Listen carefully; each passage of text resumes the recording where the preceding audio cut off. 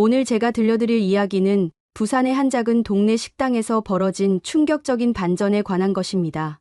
상류층을 꿈꾸는 한 여성이 재벌 2세 남자친구의 아버지를 처음 만나는 날, 그녀는 완벽하게 차려입고 고급 레스토랑에서의 만남을 기대했습니다. 하지만 약속 장소는 허름한 동네 식당 도연식당이었죠. 그곳에서 그녀가 마주한 건 앞치마를 두른 채 요리하는 평범한 중년 남성이었습니다. 이딴 삼류식당에서 일하는 인생이 나한테 충고예요? 그녀는 그 남성을 단순한 식당 사장으로 여기며 무례하게 굴었습니다. 하지만 그들은 몰랐습니다. 그 평범한 중년 남성이 과연 누구였는지 말이죠. 그리고 마침내 남자친구가 도착합니다. 그는 주방에 그 남성에게 다가가 말합니다. 아버지, 죄송합니다. 회의가 너무 길어져서. 그 순간 식당 안의 공기가 얼어붙었습니다. 전직 대기업 이사이자 미슐랭 셰프 출신인 그가 조용히 말합니다. 사람의 본 모습은 자신이 모른다고 생각할 때 드러나는 법이죠. 과연 무슨 일이 벌어진 걸까요? 그리고 이 모든 상황이 그녀의 인생을 어떻게 바꿔놓았을까요? 지금부터 들려드릴 이 놀라운 이야기.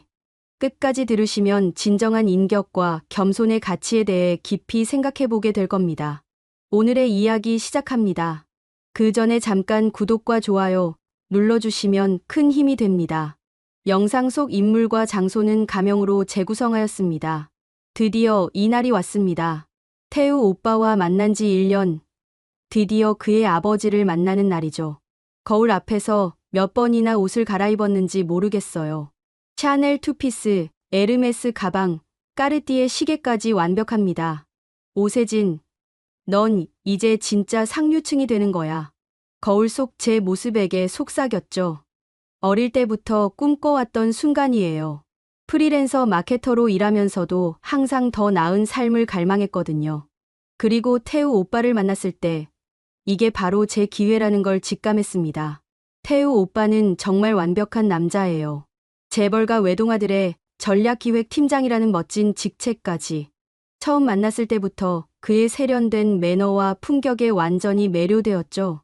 그와 함께라면 제가 그토록 원했던 화려한 삶을 살 수 있을 거라고 확신했습니다. 오늘 만날 아버님은 어떤 분일까요? 아마 고급 레스토랑에서 만나겠죠. 태우 오빠가 늘 이야기하던 그 위험 있는 분이시니까요. 제가 얼마나 태우 오빠에게 잘 어울리는 여자인지 보여드려야겠어요. 완벽한 며느리감이라는 걸 증명해야 합니다.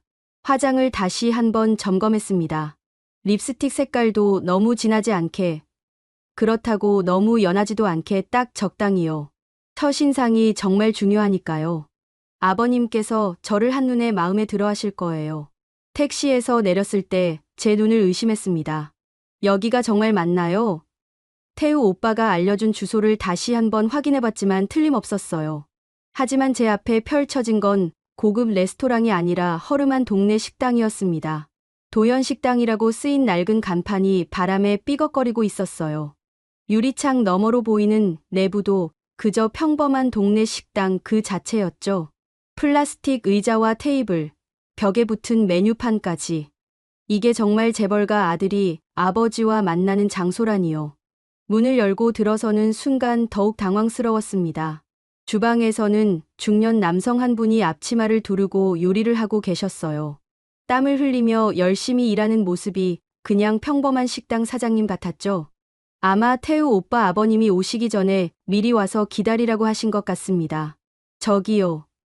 혹시 정태우 씨가 예약하신 테이블이 있나요? 최대한 정중하게 물어봤어요.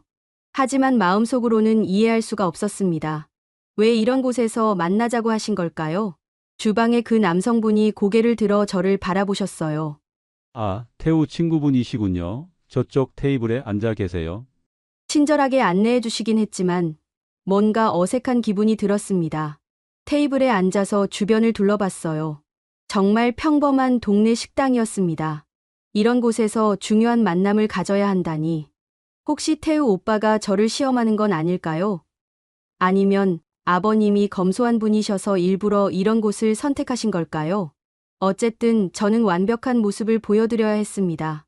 시간이 흐를수록 제 인내심은 바닥을 치기 시작했습니다. 이미 30분이 넘게 기다리고 있는데 태우 오빠는 오지 않고 아버님 소식도 없었어요. 게다가 이 식당의 분위기라니 정말 견디기 힘들었습니다. 그때 한 여자분이 들어오셨어요. 단정한 옷차림에 온화한 인상의 분이었는데 주방에 계신 사장님과 친근하게 인사를 나누시더군요. 아마 단골 손님인 김다운 씨인 것 같았습니다. 사회복지사라고 하던데 정말 그럴 것 같은 소박한 모습이었어요. 안녕하세요, 사장님. 다운 씨가 밝게 인사하자 주방의 사장님이 환하게 웃으며 답하셨죠. 다온 씨, 오늘은 좀 일찍 오셨네요. 평소처럼 된장찌개 드실 건가요? 이런 평범한 대화를 듣고 있으니 더욱 답답했습니다. 저는 중요한 만남을 위해 이렇게 차려입고 왔는데 여기 있는 사람들은 모두 너무 평범해 보였어요. 다운 씨는 제가 앉아있는 테이블 근처로 와서 조용히 앉으셨습니다. 처음 오시는 것 같은데 여기 음식 정말 맛있어요. 다운 씨가 친근하게 말을 걸어오셨어요. 하지만 솔직히 지금 제 기분으로는 이런 대화가 반갑지 않았습니다. 네, 그런가요? 시큰둥하게 대답했죠. 제 태도가 차갑다는 걸 느끼셨는지 다운 씨는 더 이상 말을 걸지 않으셨어요. 주방에서 요리하시는 사장님을 다시 바라봤습니다. 정말 평범한 중년 남성이었어요. 이런 분과 무슨 대화를 나눠야 할까요? 태우 오빠 아버님이 오시면 이 사장님은 아마 주방으로 들어가시겠죠. 그래야 제대로 된 대화를 나눌 수 있을 텐데요. 점점 이 상황이 이상하다는 생각이 들기 시작했습니다. 1시간이 넘어가고 2시간이 다가오는데도 태우 오빠는 나타나지 않았습니다. 휴대폰을 확인해봐도 회의가 길어지고 있어 조금만 더 기다려줘라는 메시지뿐이었어요. 제 인내심은 이미 한계를 넘어섰습니다. 정말 이게 뭐 하는 거지? 속으로 중얼거리며 발을 동동 굴렀어요. 이렇게 중요한 만남을 이런 식으로 늦다니 상식적으로 이해가 안 되었습니다. 게다가 이 허름한 식당에서 2시간 넘게 기다리고 있다니요. 주변을 둘러보니 더욱 화가 났습니다. 낡은 테이블, 삐걱거리는 의자, 벽에 붙은 촌스러운 메뉴판들. 이런 곳에서 재벌가 며느리 될 사람이 앉아 있어야 하나요? 다운 씨는 여전히 조용히 식사를 하고 계셨는데 그 모습마저 제 눈에는 답답해 보였어요. 주방의 사장님이 다시 저를 바라보며 걱정스러운 표정을 지으셨습니다. 손님, 좀 더 기다리셔야 할 것 같나요? 뭔가 드실 거라도. 괜찮습니다. 짧게 대답했지만 사실 전혀 괜찮지 않았어요. 제 목소리에 짜증이 묻어나는 걸 숨길 수 없었습니다. 다온 씨가 조심스럽게 말을 걸어오셨어요. 혹시 급한 약속이 있으시면 연락해서 다시 약속을 잡으시는 게 어떨까요? 때로는 이해해주는 것도. 그 순간 제 참을성이 완전히 바닥났습니다. 당신이 뭘 안다고 그런 말을 하는 거죠? 목소리가 높아졌어요. 이런 허름한 곳에나 드나드는 사람이 저한테 충고해요? 시끄러운 소리를 듣고 주방 사장님이 손님, 여기서 그렇게 소리 지르시면. 그 말을 듣고 저는 더 화가 났습니다. 이딴 삼류 식당에서 일하는 인생이 나한테 뭐라요? 목소리가 더 높아졌어요. 당신 같은 사람이 나한테 좋으네요? 웃기지 마세요. 식당 안이 순식간에 조용해졌습니다. 다온 씨는 놀란 표정으로 저를 바라보셨고 주방의 사장님도 요리하던 손을 멈추셨어요. 하지만 저는 멈출 수 없었습니다. 쌓였던 분노가 터져나오고 있었거든요. 바로 그때 식당 문이 열리는 소리가 들렸습니다. 세진아, 미안해. 회의가 정말 길어져서. 태우 오빠의 목소리였어요. 드디어 왔구나 싶어서 안도의 한숨을 쉬었습니다. 하지만 태우 오빠의 표정이 심상치 않았어요. 제가 방금 전 한 말들을 들었나 보더군요. 그런데 더 놀라운 건 태우 오빠가 곧장 주방으로 향해서 요리하고 계시던 그 중년 남성에게 다가간 것이었습니다. 아버지, 죄송합니다. 회의가 너무 길어져서. 그 순간 제 머릿속이 하얗게 변했어요. 아버지라고요? 설마 제가 지금까지 식당 사장님이라고 생각했던 그분이 태우 오빠의 아버님이신 건가요? 괜찮다. 태우야, 일이 우선이지. 정도현 씨 아니, 태우 오빠의 아버님이 다정하게 말씀하셨어요. 그리고 천천히 저를 바라보셨습니다. 그 눈빛에는 실망과 안타까움이 섞여 있었어요. 온몸에 소름이 돋았습니다. 제가 방금 전까지 무시하고 깔보았던 분이 바로 태우 오빠의 아버님이셨다니. 그리고 제가 다온 씨와 아버님에게 퍼부었던 그 모든 말들을 다 들으셨겠죠. 세진 씨, 정도현 아버님이 조용히 말씀하셨어요. 사람의 본 모습은 자신이 모른다고 생각할 때 드러나는 법이죠. 그 말씀이 가슴에 비수처럼 꽂혔습니다. 태우 오빠는 저와 아버님을 번갈아 바라보며 깊은 한숨을 쉬었어요. 제가 보여준 모습들, 다운 씨에게 했던 무례한 말들, 식당을 깔보았던 태도들, 모든 게 다 들켰습니다. 태우 오빠, 제가 떨리는 목소리로 말을 꺼내려 했지만 태우 오빠는 고개를 저었어요. 그의 눈빛에서 실망감을 읽을 수 있었습니다. 제가 그토록 사랑했던 태우 오빠가 저를 바라보는 시선이 완전히 달라져 있었어요. 태우 오빠가 제 손을 잡고 식당 밖으로 나갔습니다. 그의 표정은 제가 본 적 없을 만큼 차갑고 단호했어요. 밖으로 나온 순간 태우 오빠가 입을 열었습니다. 세진아, 우리 얘기 좀 하자. 목소리가 평소와 달리 무거웠어요. 방금 안에서 내가 보여준 모습, 그게 정말 너의 진짜 모습이야? 제 입술이 바짝 말랐습니다. 오빠, 그게 아니야. 나는 그냥 너무 오래 기다려서 화가 났을 뿐이야. 평소에는 절대 그런 사람이 아니라고. 하지만 태우 오빠는 고개를 저었어요. 세진아, 사람은 편할 때의 모습이 아니라 힘들고 답답할 때의 모습이 진짜야. 너는 아버지를 식당 사장님이라고 생각했을 때와 내 아버지라는 걸 알았을 때 완전히 다른 사람이 되었어. 가슴이 철렁 내려앉았습니다. 그럼 오빠 아버님이 일부러 나를 시험하신 거야? 시험이 아니라 자연스러운 상황이었어. 아버지는 항상 그 식당에서 요리하시거든. 전직 대기업 이사이시고 미슐랭 셰프 출신이시지만 지금은 소박한 식당을 운영하며 행복해 하시는 분이야. 태우 오빠의 목소리에 아버님에 대한 존경이 묻어 있었어요. 그런데 너는 겉모습만 보고 판단했어. 다운 씨랑 아버지에게 했던 말들. 정말 실망스러웠어. 태우 오빠가 깊은 한숨을 쉬었습니다. 난 내가 그런 사람인 줄 몰랐어. 제 눈에서 눈물이 흘러나왔어요. 오빠, 미안해, 정말 미안해. 다시는 그러지 않을게. 기회를 한 번만 더 줘. 하지만 태우 오빠의 마음은 이미 정해진 것 같았어요. 세진아, 사람의 본성은 쉽게 바뀌지 않아. 오늘 일로 우리가 얼마나 다른 가치관을 가지고 있는지 알게 되었어. 그렇게 제가 그토록 꿈꿨던 모든 것들이 한순간에 무너져 내렸습니다. 그날 이후 삶이 완전히 달라졌습니다. 태우 오빠와의 이별은 제가 예상했던 것보다 훨씬 더 큰 충격이었어요. 처음에는 화도 나고 억울하기도 했습니다. 단지 한 번의 실수로 모든 것을 잃게 되다니. 하지만 시간이 지나면서 조금씩 깨닫게 되었어요. 몇 달 뒤, 우연히 그 식당 앞을 지나게 되었습니다.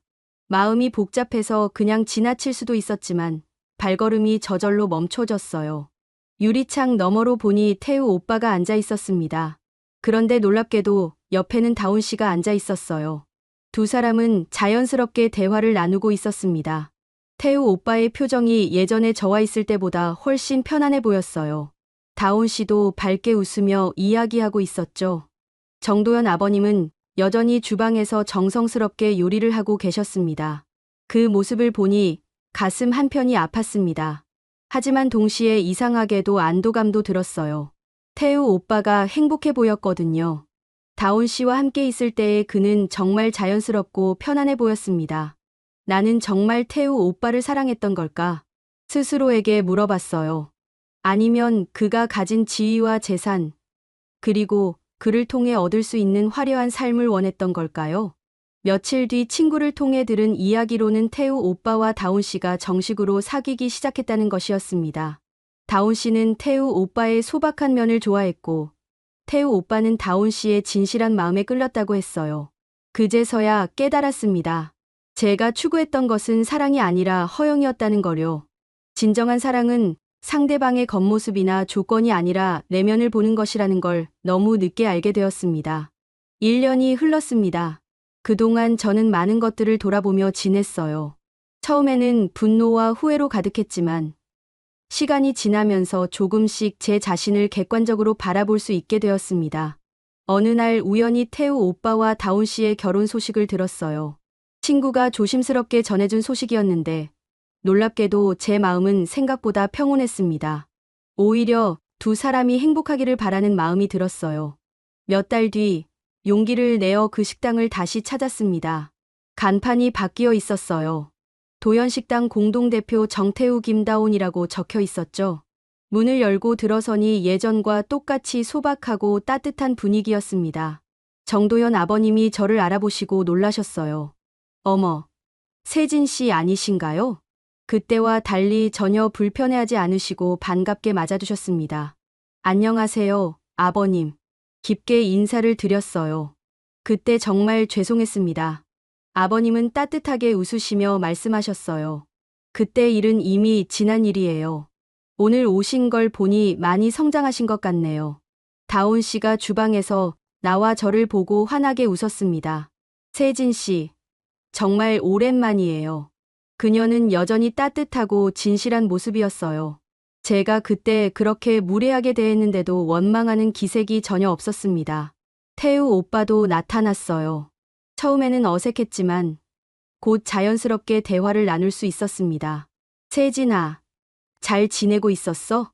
그의 목소리에는 진심 어린 걱정이 담겨 있었어요. 그 순간 깨달았습니다.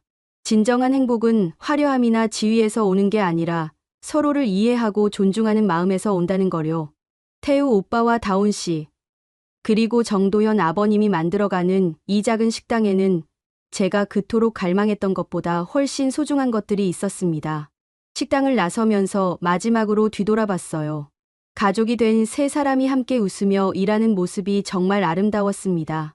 이제야 알겠어요. 사람의 진정한 가치는 겉으로 드러나는 것이 아니라 마음 깊은 곳에 있다는 것을요. 오늘도 귀한 시간 내어 끝까지 시청해 주신 구독자 여러분 진심으로 감사드립니다. 오늘의 이야기가 마음을 울렸다면 구독과 좋아요, 댓글 부탁드립니다.